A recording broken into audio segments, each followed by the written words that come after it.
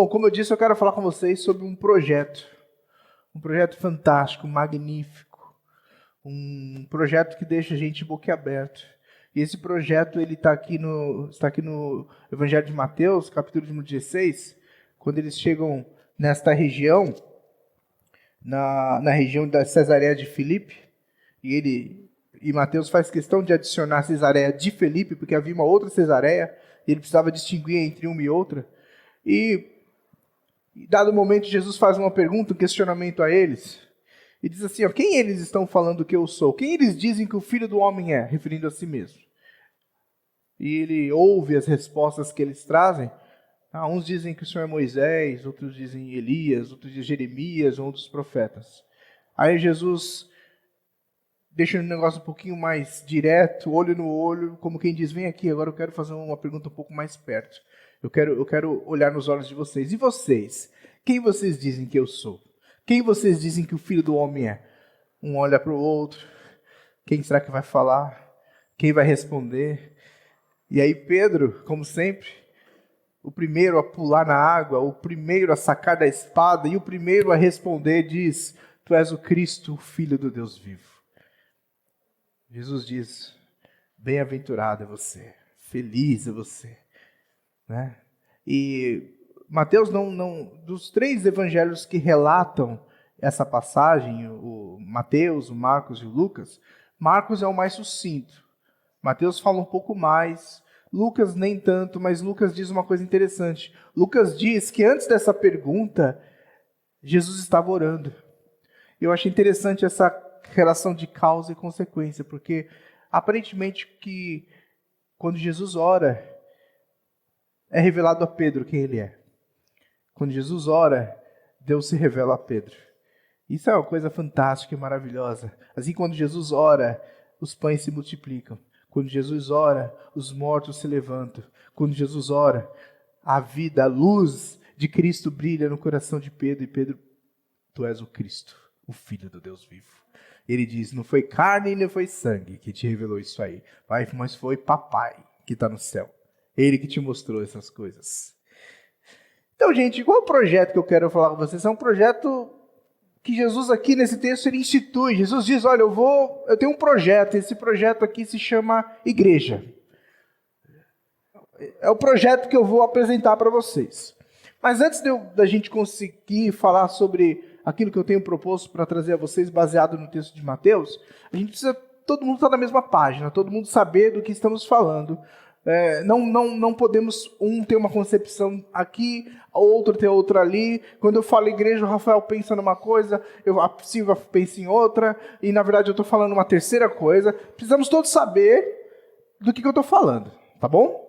Então, a princípio, tem algumas informações importantes que a gente tem que ter antes da gente começar. A primeira coisa que nós temos que saber é que quando Jesus diz aqui, essa frase, né, sob essa pedra edificarei a minha igreja, a primeira coisa que nós temos que saber é o seguinte, que existe um jogo de palavras aqui.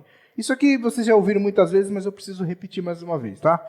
Jesus vira para Pedro e diz assim, olha, Pedro, você é Pedro e sob esta pedra edificarei a minha igreja. Você é Pedro e sob esta pedra edificarei a minha igreja. E tem um jogo de palavras aí que nos confunde. O que Jesus está dizendo aqui, na verdade, é o seguinte, você é Pedro. E Pedro, Petrus. Você é Pedro, Petrus. E a palavra que está no grego, Petrus. E Petrus significa pequenos pedaços, partículas de rocha removível. É como aquele pedaço de pedra que alguém que encontra no caminho, se agacha para pegar e lança para longe. Esse é Petrus, é Pedro. Então Jesus está dizendo, olha, você é Pedro, Petrus. Pequenas partículas de rocha removível. E aí ele diz mais, e sobre esta pedra edificarei a minha igreja. É pouco provável que Jesus estivesse dizendo assim, você é Pedro, Petrus, e sobre ti edificarei a minha igreja. Não é isso que Jesus está dizendo. Jesus está dizendo, você é rocha removível.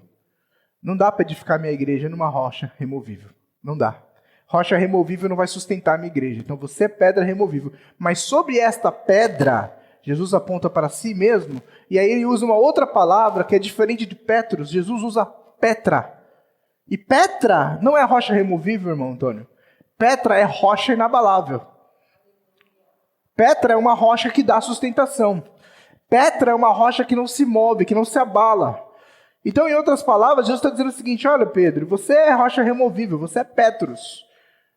Mas eu sou a pedra inabalável, a rocha inabalável. E sobre esta rocha que não se abala, eu vou edificar a minha igreja. E sobre esta rocha. Então essa é a primeira coisa que a gente tem que saber. Jesus não está edificando essa igreja sobre Pedro, como alguns acreditam, mas é sobre ele mesmo. Tá? Sobre ele mesmo. A segunda coisa é que nós precisamos estar na mesma página com relação à palavra igreja. Porque, poxa vida, igreja é uma palavra que a gente usa com tanta frequência. Vamos à igreja. Que horas vai ser a igreja hoje? Tem igreja na sua rua? Você gosta de ir para a igreja? Igreja, igreja, igreja, igreja, igreja, igreja. Não é assim que a gente faz? Onde você está? Estou na igreja.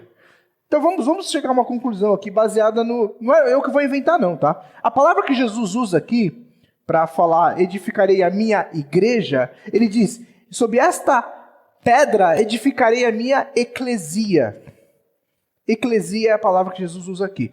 Mateus vai usar essa palavra 2 vezes. Atos, essa palavra vai ser usada 24 vezes. O apóstolo Paulo, nas suas epístolas, ele vai usar em torno de 60 vezes a palavra eclesia. Significa que ela é importante. Concorda comigo? Eclesia é uma palavra importante. Agora, afinal de contas, o que significa a palavra igreja? Ou a palavra eclesia, né, que é a palavra que Jesus usa aqui? Será que é um termo religioso? Sempre foi. Igreja. Sabia que essa palavra era utilizada de maneira mundana? Olha. Mundana mesmo. De maneira não cristã. Porque eclesia quer dizer assembleia. Eclesia quer dizer uma reunião. Para você ter uma ideia, na época de Jesus, quando os gregos iam se reunir para fazer uma reunião de cunho legal, para fazer votação, eleição, essas coisas, eles faziam uma eclesia. Essa é a palavra. Eclesia, assembleia, união, reunião. Então, nem sempre essa palavra ela foi usada para fins de igreja. Então, note na sua cabeça aí. Então, eclesia significa reunião, assembleia, ajuntamento, certo? Só para vocês terem uma ideia, lá em Atos capítulo 19, acontece o seguinte: o apóstolo Paulo chega lá e está contando o evento onde Paulo chega em Éfeso. E Paulo, olha o que Paulo faz, ele traz um desequilíbrio para a bolsa de valores de Éfeso. Incrível. Porque haviam lá os artesãos, os artífices, que eram aqueles que faziam objetos de prata, réplicas, pequenas réplicas do templo da deusa Artemis.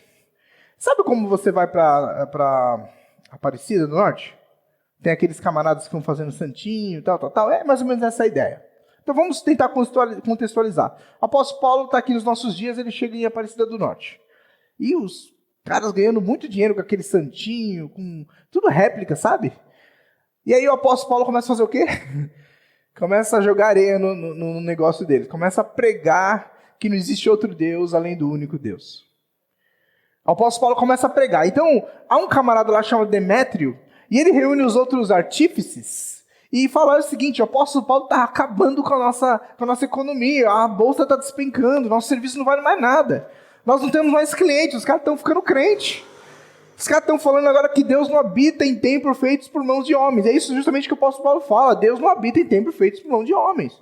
E os camaradas ficam doidos, começam um alvoroço, e aí eles correm para um teatro, para eles debater, discutir o que vai acontecer, o que eles vão fazer. O apóstolo Paulo pensa assim: vou lá dialogar com eles. Mas os amigos de Paulo, os companheiros de viagem, Rafael, falam: não, faz isso não.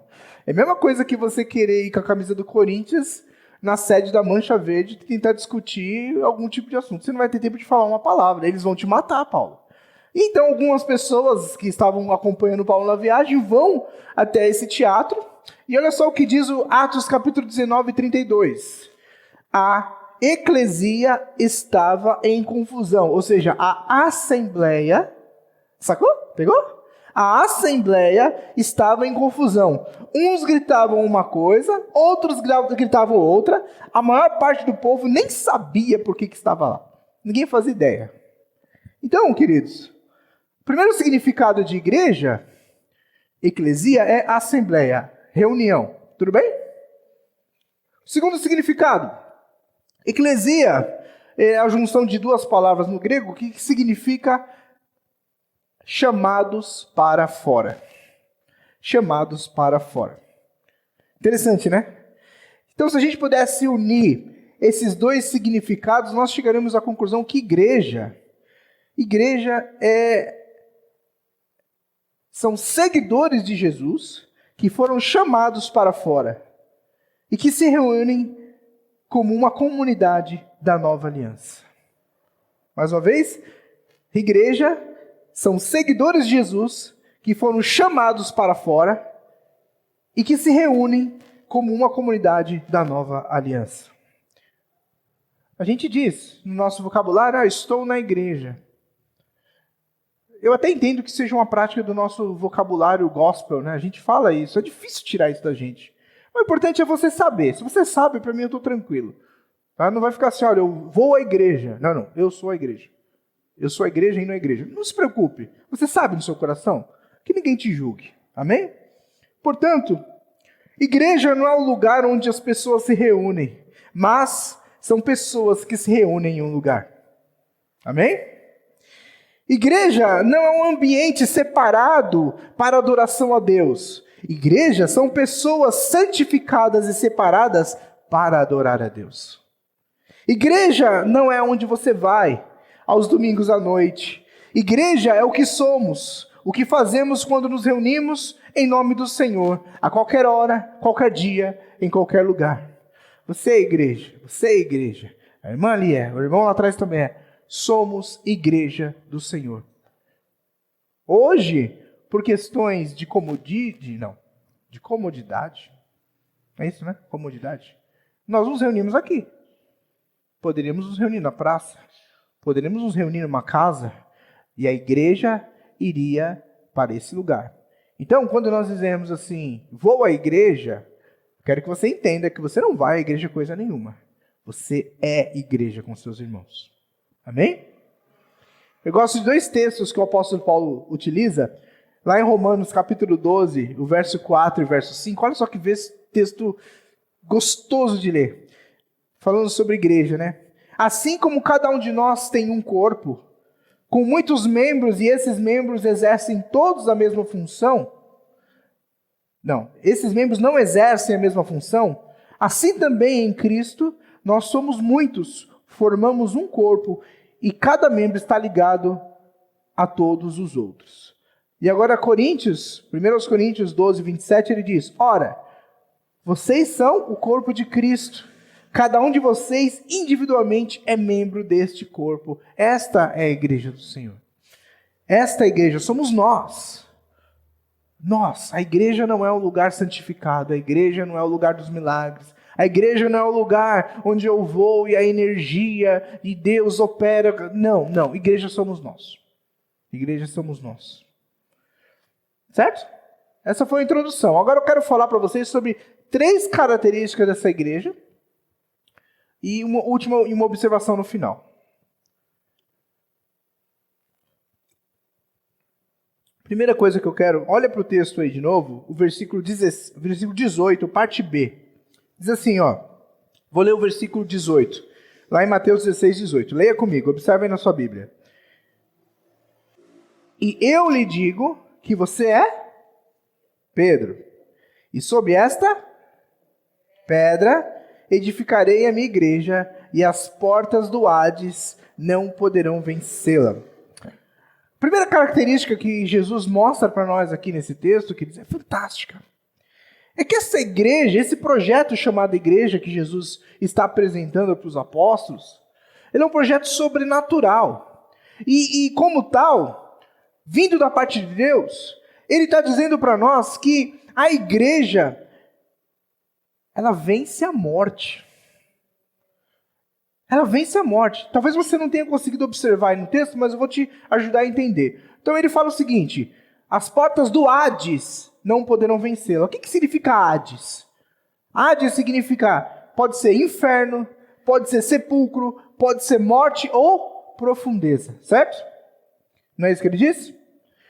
Ao contrário do que muita gente pode pensar, as portas do Hades, ela quer dizer as portas da morte e não as portas do mal. Então, quando nós dizemos assim, olha, Jesus edificou a igreja e as portas do inferno não prevalecerão, essa é uma interpretação nossa. Porque o que o texto está dizendo é o seguinte, que as portas da morte não prevalecerão contra a igreja. E quem é a igreja? Quem é a igreja? Será que são essas paredes que se opõem à morte? Será que se a gente entrar aqui e ficar todo mundo fechado, com as portas fechadas, nós estamos blindados contra a morte? Não, igreja somos nós, certo? Então, quando eu digo que as portas do Hades não podem vencê-la, ou seja, as portas da morte não podem vencer a igreja de Jesus, é porque a igreja de Jesus, ela vence a morte. Esse projeto chamado igreja que Jesus instituiu e que eu e você somos ela, é um projeto que vence a morte. O poder da morte, meus queridos, não tem domínio sobre a igreja. O poder da morte não é capaz de subjugar a igreja. E as portas do Hades não têm força contra ela. As portas do Hades não têm força contra a igreja. É uma igreja, desculpe com todo respeito, imatável, imorrível, porque é a igreja que vence a morte. Ela vence a morte. Quero citar aqui para vocês um missionário britânico chamado Robert Marrison. Ele foi o primeiro missionário britânico a ir para a China, traduzir a Bíblia para o chinês em 1828.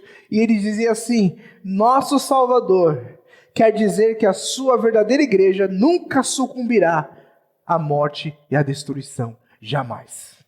O nosso Salvador quer nos dizer que a verdadeira igreja nunca sucumbirá à morte nem à destruição. Que bênção, hein? Olha o projeto que nós fazemos parte. E você achando que tudo que você fazia era nos domingos se reunir com uma igreja local. Mal sabe você que quando você entregou sua vida a Jesus, Ele incluiu você na videira verdadeira. Fez de você membro dessa igreja invisível, igreja forte, igreja que as portas do inferno, ou as portas da morte, não tem poder para subjugar. Ele tenta, mas ele não consegue. E sabe que isso traz para nós uma responsabilidade? Sabe por que traz uma responsabilidade?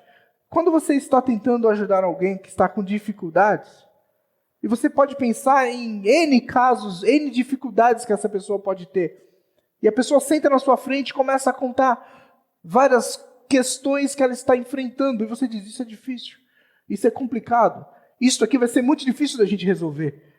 E você fica pensando, como é que eu posso ajudá-la? Como é que a gente pode fazer alguma coisa? Aí você tem um pensamento na sua cabeça, ó, pelo menos não é caso de morte. Não é assim? Caso de morte é irremediável. Você luta por alguém, você ajuda alguém até a hora que a pessoa morre, até a hora que a pessoa falece. Quando a pessoa falece, não tem mais o que fazer a não ser fazer o cortejo, fazer o sepultamento, é só isso. A morte é o último nível. A morte é a última porta. Mas Jesus está dizendo para nós que essa porta já foi arrombada há muito tempo, não existe limite. De modo, queridos, que a igreja de Jesus, que vence a morte, isso tem que se expressar na nossa vida. E é uma coisa que me incomoda, é a seguinte coisa que eu quero dizer para você. Até quando, ou até que ponto a fé que eu tenho em Jesus é uma coisa muito abstrata, que não gera frutos na minha vida, no meu cotidiano e no meu dia a dia e nas pessoas que se relacionam comigo. Porque se o problema mais crucial e mais difícil que o ser humano tem é a morte, é onde diz, morreu, não tem mais o que fazer, a igreja de Jesus venceu esse problema. A morte já não é mais o problema porque ela não nos mata mais.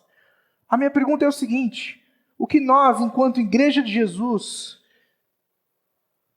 temos feito com a nossa fé, como é que nós temos transformado a nossa fé em ações que vão dar respaldo para aquilo que a gente acredita, para aquilo que a gente crê, para aquilo que a gente professa, de modo que os nossos vizinhos, a nossa família, começam a ver a igreja de Jesus viva, verdadeiro, não é conversa fiada, não é um papinho que a gente tem na igreja para a gente se sentir melhor, mas é algo que transforma a gente, Leonardo.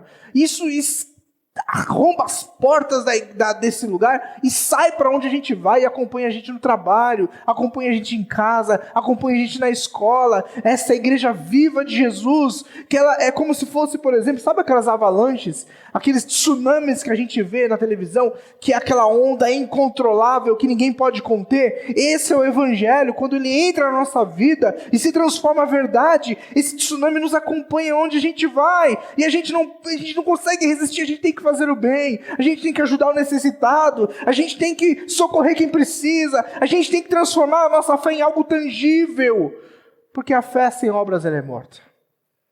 Note que nós não invertemos a roda. A gente não faz as coisas para que Deus nos aceite. A gente não faz as coisas para que Deus nos perdoe. Deus já fez todo o sacrifício por nós. A nossa roda está desse jeito. A gente faz as coisas, a gente serve as pessoas, porque fomos perdoados, porque fomos sarados, porque fomos curados, e mais do que tudo, porque somos a igreja do Deus vivo que vence a morte. Se a igreja vence a morte, uma cesta básica é fichinha pra gente. Se a igreja vence a morte, ajudar quem está com o aluguel atrasado tem que ser fichinha pra gente. Se a igreja vence a morte, ouvir aqueles que choram é nada, é fácil, é simples. Porque o mais difícil, ele já venceu na cruz por nós. Somos igreja de Jesus. A nossa igreja é viva, é imorrível, imatável, enterrável. E eu não sei mais o que dizer. Né, Rafa? Estava conversando com o Leonardo hoje.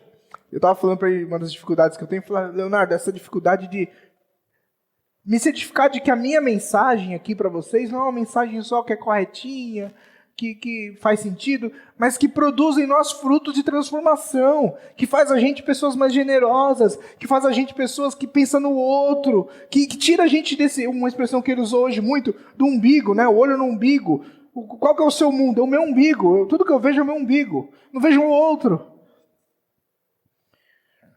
Segunda coisa, segunda característica dessa igreja, é que é uma igreja, essa igreja que Jesus edificou, ela está comprometida com o propósito daquele que a chamou e a edificou.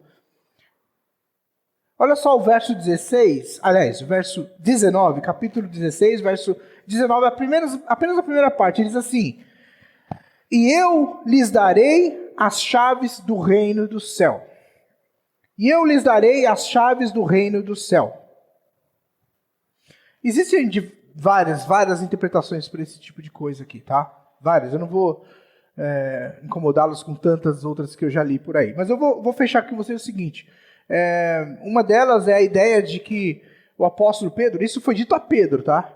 Que Pedro estaria recebendo autoridade para adentrar o mundo gentílico, para ele adentrar, trazer o Cristo para no meio dos não-judeus. Tá? Porque até então, o Cristo tinha vindo para quem? Para os judeus, não é isso? Então, uma das interpretações disso é o seguinte: olha, Pedro, acabou esse negócio só para os judeus.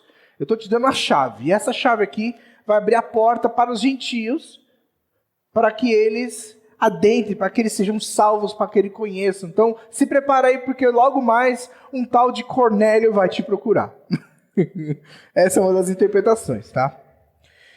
E eu acho ela bastante coerente. Mas um fato que eu acho interessante sobre essa colocação da chave é que essa chave, que significa autoridade, concedendo autoridade para, não é uma chave que é vista como uma possessão de um guardião que guarda, eu tenho a chave, é minha, eu sou o guardião da chave da igreja, olhem para mim, tremam na minha presença, porque eu tenho a chave. Não é. Porque se fizesse assim, estaríamos endeusando o homem, o portador da chave. Tem Deus, Jesus, e tem o homem que tem a chave, a autoridade na terra. E Deus não deu essa autoridade para homem algum. Mas ao contrário, ele recebe essa chave como um mordomo a quem lhe foi confiado pelo seu proprietário real, a saber, Jesus Cristo. Jesus Cristo diz, eu tenho todo o poder a mim foi dado nos céus e na terra, eu sou o alfa, o ômega, o princípio e o fim, eu sou o leão da tribo de Judá, não existe adjetivos que a gente possa usar que esgotaria a descrição, o currículo de Jesus, e ele diz, eu pego a minha chave e dou a você, não para que você tome posse dela, mas para que você seja mordomo, dispenseiro, veículo de bênção. É por isso que a segunda característica da igreja, desse projeto que Jesus está dando, é que, gente, se nós aceitamos ser igreja, nós temos que estar comprometido com aquele que edificou a igreja. Não dá para ser igreja e não seguir o projeto daquele que desenvolveu o projeto. Está entendendo? Sabe como que é? Você faz um projeto, você entrega para alguém um projeto e a pessoa fala, interessante esse projeto, mas eu não quero, vou fazer do meu jeito. Não funciona assim. Nós, como igreja, temos que estar comprometidos com aquele que fundou a igreja, com aquele que edificou essa igreja e nos chamou para fazer parte dessa igreja. É com ele nosso comprometimento. Não dá para a gente voar solo e a gente fazer do nosso jeito. Tive um sonho aqui, eu estou achando. Não.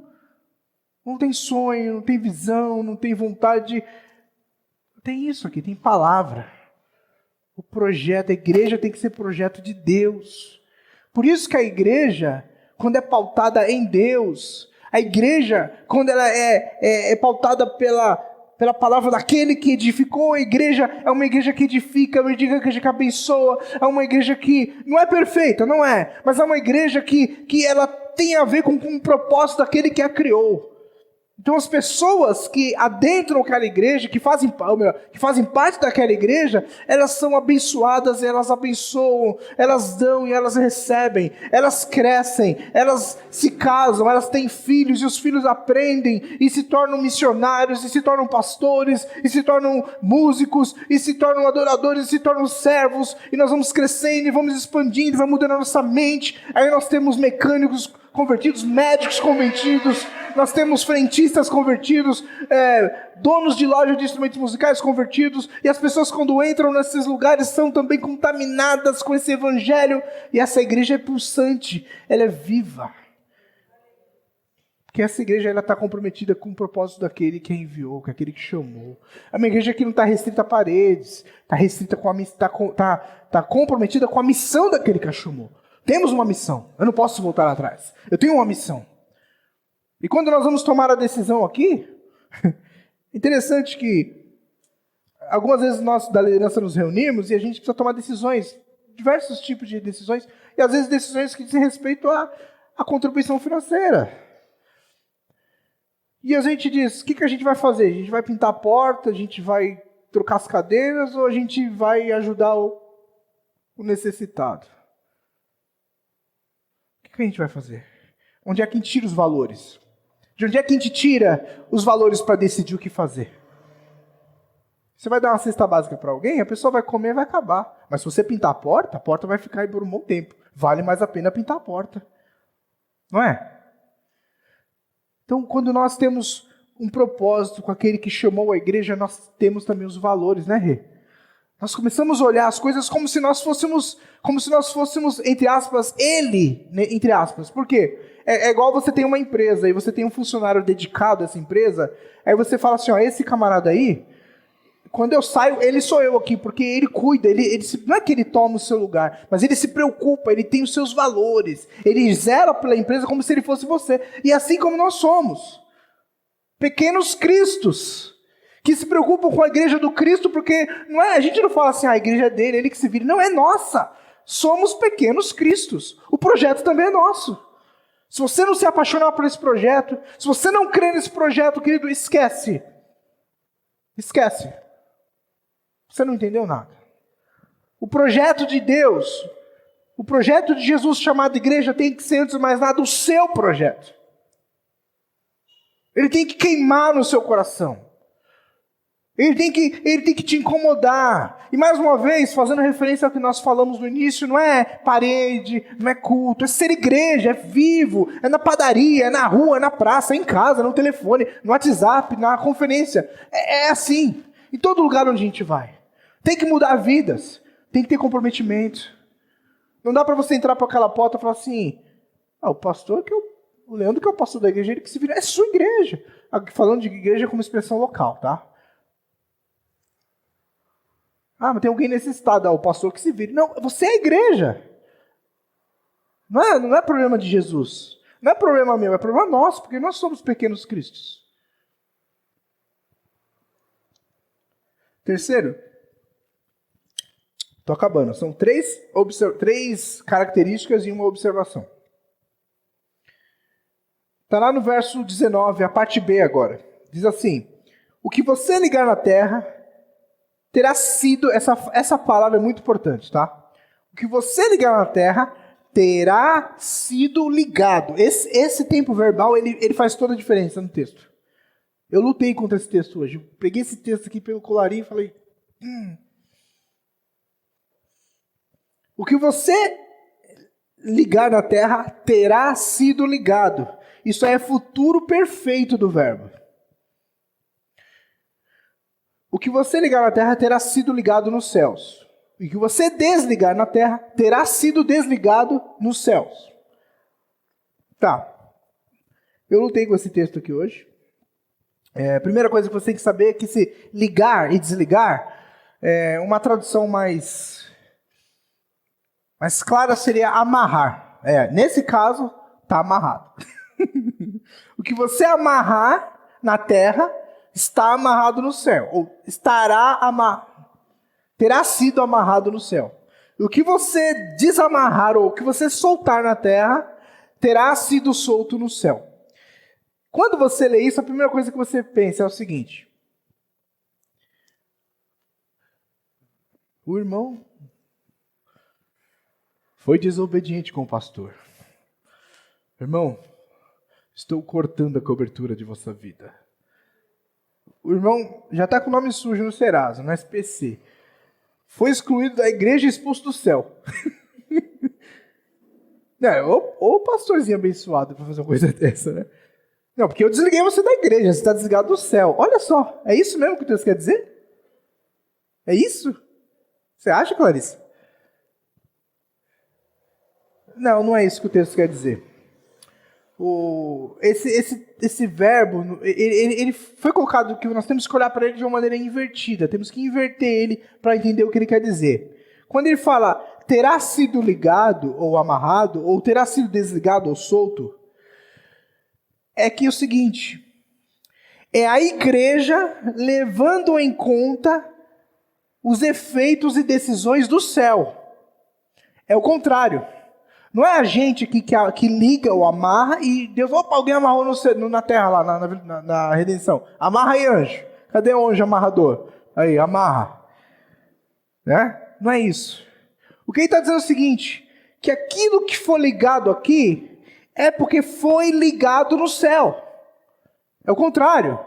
É o céu para a terra e não da terra para o céu. Vou te dar um exemplo usando um outro texto. A oração do Pai Nosso, por exemplo. A oração do Pai Nosso, aqui de Mateus 6, de 9 a 13, diz assim, vocês devem orar assim, Jesus disse, Pai Nosso que estás nos céus, santificado seja o... Agora olha essa parte aqui, se prepara, segura na cadeira. Venha o teu reino, seja feita a tua vontade, assim na terra como no céu. Ou seja, aquilo que nós ligamos, aquilo que nós amarramos, aquilo que nós fazemos aqui, deve estar em harmonia com o que é feito no céu. Ou seja, é a vontade de Deus prevalecendo na vida da igreja. A igreja tem que estar em harmonia com a vontade de Deus, com aquilo que é valor no reino de Deus. Então a igreja está constantemente ligando aquilo que está ligado no céu e se desligando daquilo que está desligado no céu. É esse o texto, é isso que ele está querendo dizer para nós. Pastor me desligou da igreja. Estou perdido. Ore por mim, irmão. Né? Bom, agora é a observação que eu quero trazer para vocês, tá? Aí eu encerro a minha palavra com vocês.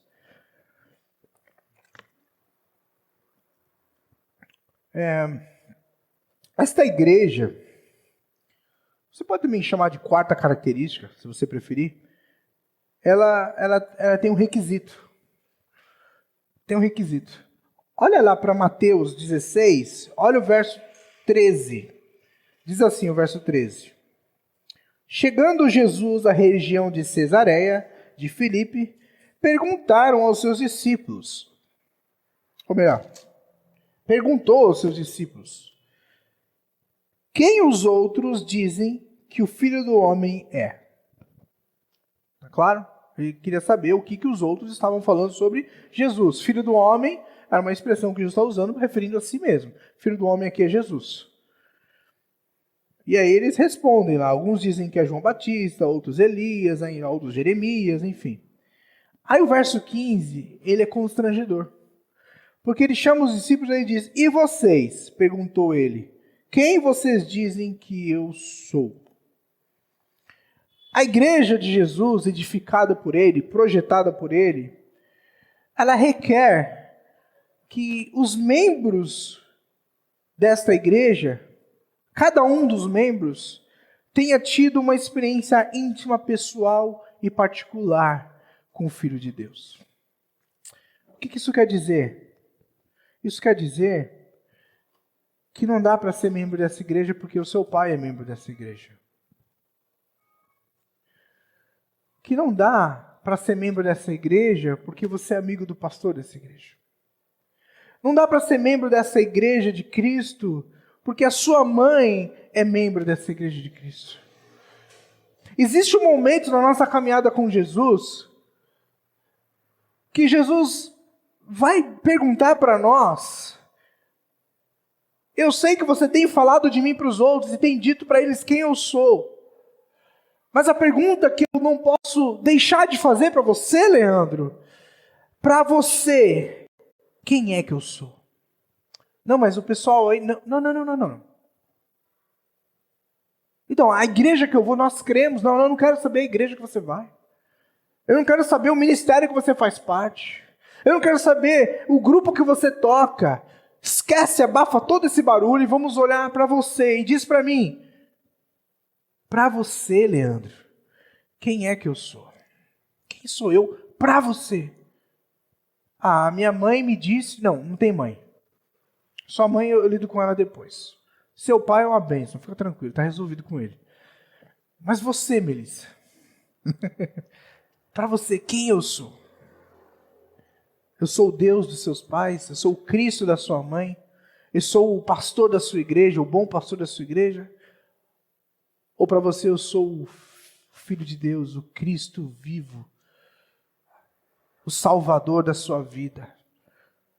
Requer, queridos, que nós tenhamos uma experiência ímpar, pessoal e particular com Ele, que é insubstituível por qualquer outra coisa, não pode ser substituída, não dá para ser substituída.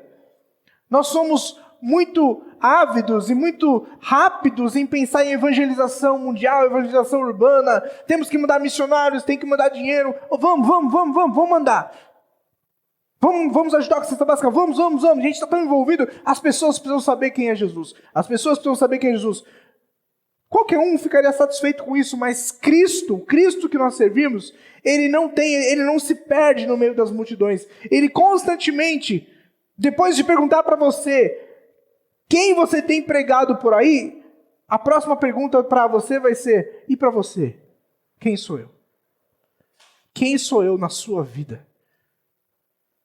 Então, isso para mim é importante porque eu acho que como pastor dessa comunidade eu tenho sempre trazer esse alerta, porque nós podemos acabar sempre nos envolvendo em movimentos, em ações, e a gente achando que está tudo bem, e não podemos deixar de ter essa convicção de que Cristo, Ele é para nós, para mim, o Filho de Deus, o meu Salvador, aquele que morreu pelos meus pecados, aquele que vai permitir, graças ao sacrifício, que eu tenha acesso ao Pai no céu, na eternidade, para habitar com Ele, não porque eu mereça, não porque eu seja digno, mas porque Ele o é e morreu por mim. Então é isso aí, queridos, esse é o bate-papo que eu queria ter com vocês sobre a igreja, esse projeto de Deus chamado igreja, eclesia, ajuntamento, chamados para fora. Somos o povo santificado, chamados para fora do pecado, chamados para fora da rebelião, chamados para fora de uma vida longe de Deus, para dentro de uma vida com Deus, para nos reunirmos, adorarmos a Deus e vivermos esse evangelho comprometido com o reino. Em nome de Jesus.